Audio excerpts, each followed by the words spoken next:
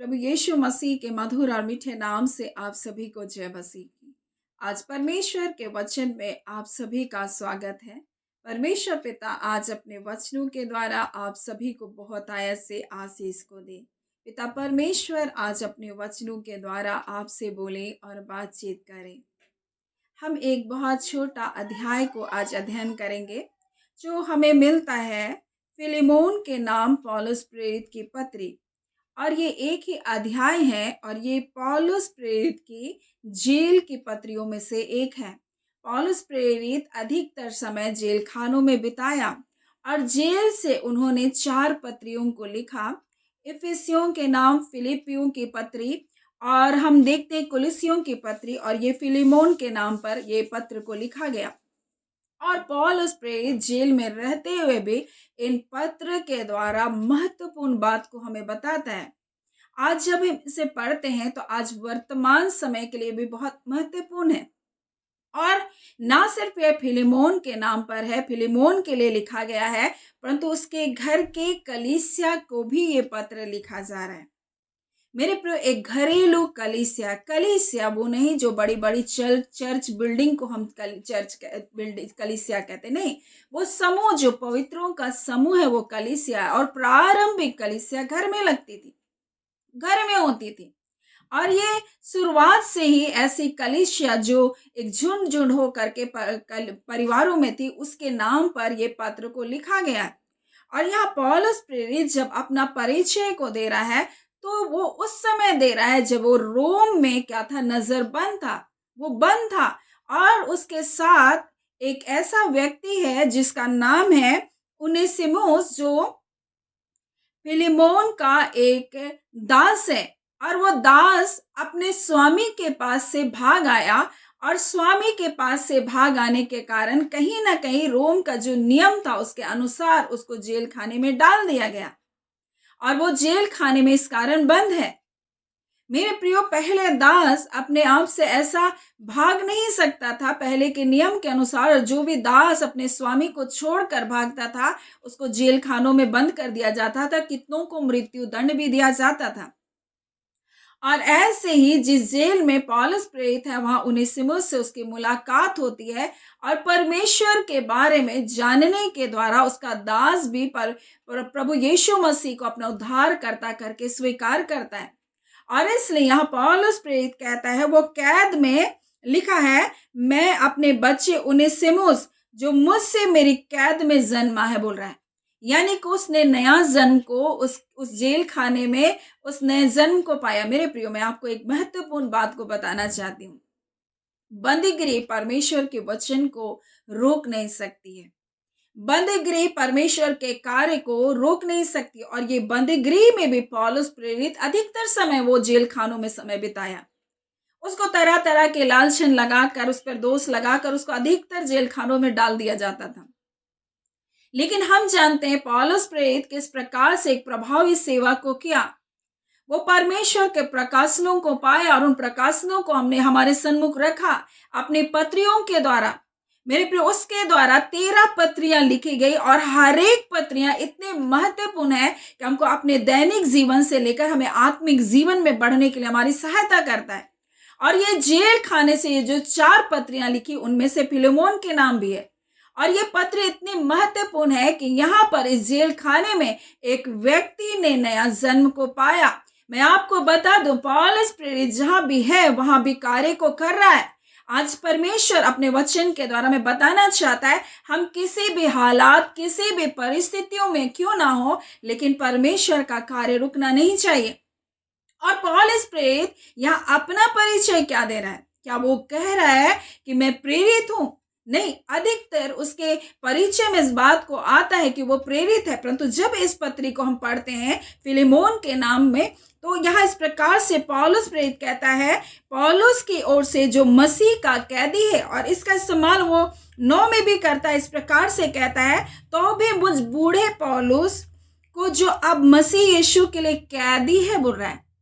वो ये नहीं बोल रहा है कि मैं रोम के शासक में कैद हूं, परंतु मैं मसीह यीशु के लिए कैद हूं, बोल रहा है। और मसीह यीशु का कैदी हूं, बोल रहा है। मसीह यीशु के लिए वो कैदी है, मसीह यीशु का वो कैदी है, इस बात को बता रहा है। यानी मेरे प्रियो, आज परमेश्वर अपने वचन के द्वारा हमें क्या बताना चाहता है? मसीह का प्रेम हमें मसीह के आचरण में बनने के लिए हमको विवश करता है, मसीह के लिए जीने के लिए हमको विवश करता है। और इसी बात को दूसरा कुरिन्ती 5वां अध्याय और उसके 14 में लिखा है, क्योंकि मसीह का प्रेम हमें क्या करता है? विवश करता है। और लिखा है, इसलिए हम यह समझाते हैं कि जब एक सब के लिए मरा तो सब मर गए, और वह इन निमित्त सब के लिए मरा कि जो जीवित है आगे को अपने लिए ना जिए, परंतु उसके लिए जिए जो उसके लिए मरा और फिर जी उठा। यानी मसीह के लिए वो जिए और उसी के लिए अपने जीवन को व्यतीत करें, उसी के स्वभाव में उसी के गुण को प्रकट करें। और इसलिए जब आप दूसरा कुरिन्ती 5वां अध्याय और उसके 20 को जब पढ़ते हैं तो यहाँ लिखा, इसलिए हम मसीह के राजदूत हैं, इसलिए हम मसीह के राजदूत हैं, मानो परमेश्वर हमारे द्वारा क्या करता है? विनती करता है।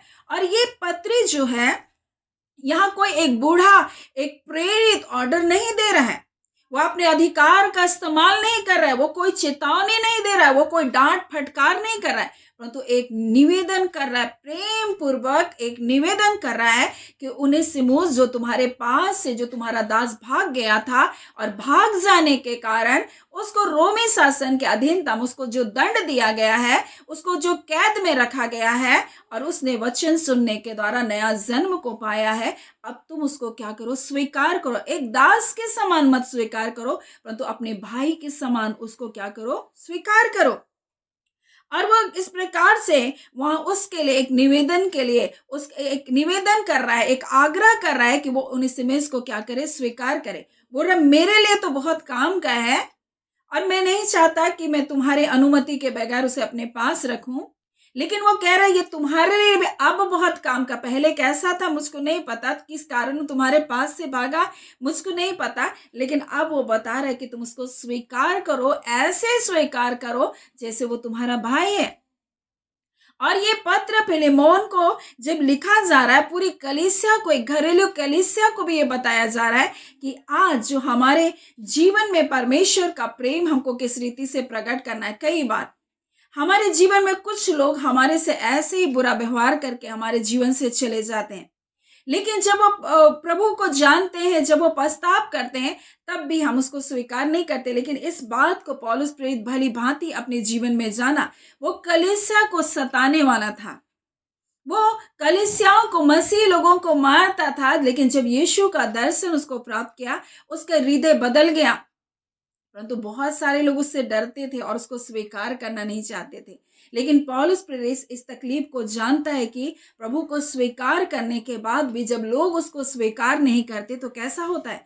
कई बार लोग अपने जीवन को बदलते हैं, लेकिन उसके परिवार के लोग जब उसको स्वीकार नहीं करते तो ये बहुत तकलीफ है। बहुत सारे लोग अपने जीवन में पछतावा करके आते हैं, लेकिन उसके परिवार के लोग उन्हीं पुरानी बातों को जब बोलते रहते हैं, उसके साथ वैसा ही व्यवहार करते हैं, तो ये बहुत तकलीफ को पहुंचाता है। पौलुस प्रेरित इस अनुभव से होकर गुजरा एक बुजुर्ग, अभी प्रेरित है, लेकिन अपना परिचय बोल रहा, मैं मसीह का कैदी हूँ, मसीह के लिए भी मैं कैद में हूँ और मसीह का मैं कैदी हूँ, और मैं उसके प्रेम के कारण उसके लिए ही जीता हूं।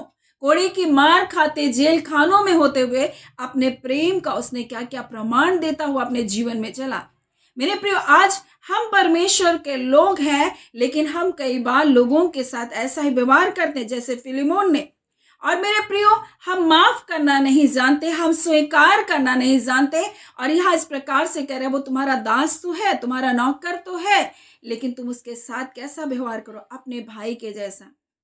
कई बार हम मसीह हैं, लेकिन लोगों के साथ हमारा व्यवहार बिल्कुल उल्टा होता है। हम बस उसको ऐसे ही देखते हैं मानो हमें काम चलाऊ है, वो मेरे लिए काम निकाल रहा है, हम उसको यूज कर रहे हैं, बस ऐसा ही। कई बार अपने लोग अपने लोगों के साथ ही ऐसा व्यवहार करते हैं और उसकी कद्र नहीं करते। कुछ लोग को लगता है बस ये मेरे साथ, हम इसके साथ बस काम निकल रहा है, ये मेरे मतलब का है, तब तक हम इसको इस्तेमाल करें और उसके बाद अगर ये मेरा विरोध है तो हम इसको क्या करें? निकाल दें। परंतु हम वो प्रेम दिखाना नहीं चाहते। लेकिन परमेश्वर का वचन हमें क्या सिखाता है? हमें मसीह का प्रेम क्या करता है? विवश करता है कि हम मसीह के लिए जिए, मसीह के स्वभाव में हम जिए। और इसी बात को पौलुस प्रेरित इस पत्र के द्वारा फिलेमोन को समझाना चाहता है, निवेदन कर रहा है और प्रेम पूर्वक ये पत्र को लिख रहा है। मेरे प्रियो, आज इस वचन के द्वारा परमेश्वर हमें बताना चाहता है, क्या वाकई में हमें परमेश्वर का प्रेम हमको विवश करता है कि हम मसीह के लिए जिए और ऐसे जिए कि जो हमारे हमारे हमसे दूर चले गए, हमें छोड़ भी गए और वो दंड भी पा रहे हैं, हम उसको क्या अपना सकते हैं? या फिर वो ऐसे लोग वापस आने पर क्या हम उसको स्वीकार कर सकते हैं? मेरे प्रियो, आज परमेश्वर अपने वचन के द्वारा में बताना चाहता है। यहाँ फिलेमोन के घर में एक पत्र आया, फिलेमोन के घर पे एक पत्र को भेजा गया। फिलेमोन के नाम एक पत्र पौलुस प्रेरित लिख रहा है और एक बुजुर्ग होने पर भी उसने अपने अधिकार को नहीं जताकर वो इस बात को बता रहा है, इस बात को बता रहा है कि मैं भी कैदी हूं मसीह का, उसके प्रेम में कैदी हूं, उसकी इच्छा को पूरा करने के लिए मैं कैदी हूं। और ये कैदी ऐसा नहीं कि जबरदस्ती, मैं अपने आप उसका कैदी बन गया। प्रेम हमें क्या करता है? बातों को मानने के लिए, परमेश्वर की इच्छा में चलने के लिए हमको विवश करता है। हमें उन गलत, भले हमको लगे कि मेरे साथ बहुत बुरा, कि हम उससे नफरत करें, लेकिन मसीह का प्रेम हमको क्या करता है? विवश करता है कि हम ऐसे लोगों को क्षमा कर दें। परमेश्वर पिता आज अपने वचन के द्वारा हमें बताना चाहता है, पौलुस प्रेरित को जेल खाना बंद करके नहीं रख सका परमेश्वर को कार्य करने के लिए। वैसे हमें भी जानने की जरूरत है कि चाहे हालात परिस्थिति कैसे भी क्यों ना हो, लेकिन हम प्रभु का कार्य करते जाएं। पौलुस प्रेरित जेल खाने से 4 पत्रियों को लिखा और पत्र के द्वारा वो कई सेवकाई को किया और आज वो पत्रियां हमारे लिए आशीष का कारण है। दूसरी बात, हम इस बात को जान सकते हैं मेरे प्रियो, उसने अपने अधिकार का इस्तेमाल नहीं किया। उसने नहीं बताया कि मैं इतना बड़ा प्रेरित हूं, लेकिन उसने अपने आप को नम्र करते हुए बताया कि मैं मसीह का कैदी हूं, मसीह के लिए मैं कैदी हूं। और उसने इस बात को बताया, जैसे मसीह ने हमसे प्रेम किया, हम भी एक दूसरे के साथ प्रेम करें, एक दूसरे के अपराध को हम क्षमा करें। और इसलिए इस पत्र को लिख रहा है। एक बुजुर्ग प्रेरित होकर इस बात को, उसने फिलेमोन को इस बात को बताया कि हमें मसीह के स्वभाव में चलना है।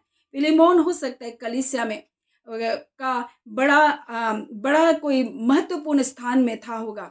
फिलेमोन के घर में कलीसिया लगती थी और इसलिए पूरी कलीसिया को इस बात को बताया जा रहा है।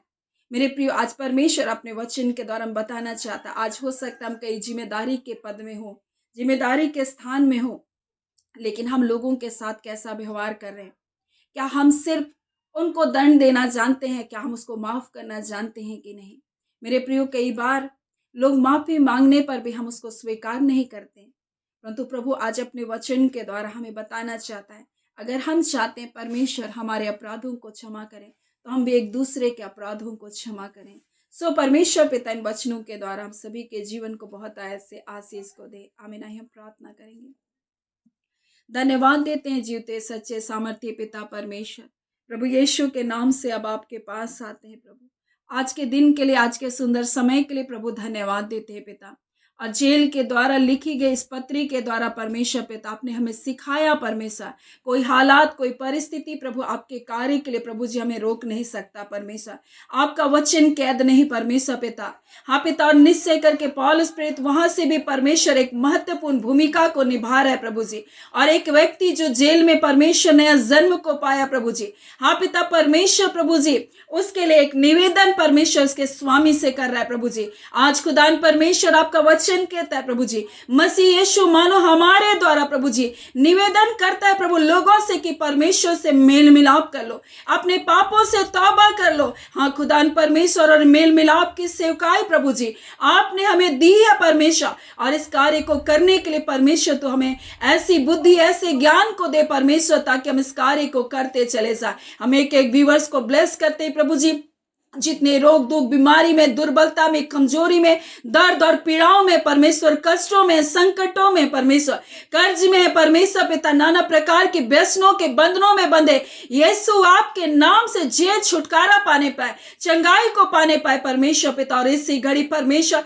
एक एक जनों को स्पर्श करके उनके दासत्वों के बंधनों को तोड़े, बीमारी के बंधन तोड़े जाए, दुर्बलता, कमजोरी, निर्बलता जाए पाए यीशु के नाम से प्रभु। आपके लोगों को छोड़कर होकर निकल जाए यीशु के नाम से प्रभु। हम आपका धन्यवाद करते हैं पिता। छोटे छोटे बच्चों को बुद्धि ज्ञान दे पिता, उत्तम स्वास्थ्य दे पिता, भला चंगा जीवन दीजिए। और इन दिनों मौसम के कारण जितने भी परमेश्वर रोग दुख बीमारी हो रही है प्रभु, यीशु के नाम से वो चंगाई को पाने पाए। हम आपका धन्यवाद करते हैं पिता, निश्चय करके एक बड़ी विजय को आपने अपने लोगों के जीवन में दिया। हम आपका धन्यवाद करते हैं पिता। धन्यवाद के साथ पिता प्रार्थना यीशु के नाम से हम मांगते हैं। दया सुने अनुग्रह से ग्रहण कर लीजिएगा। आमीन। परमेश्वर पिता आप सभी को बहुत ऐसे आशीष को दे। आमीन।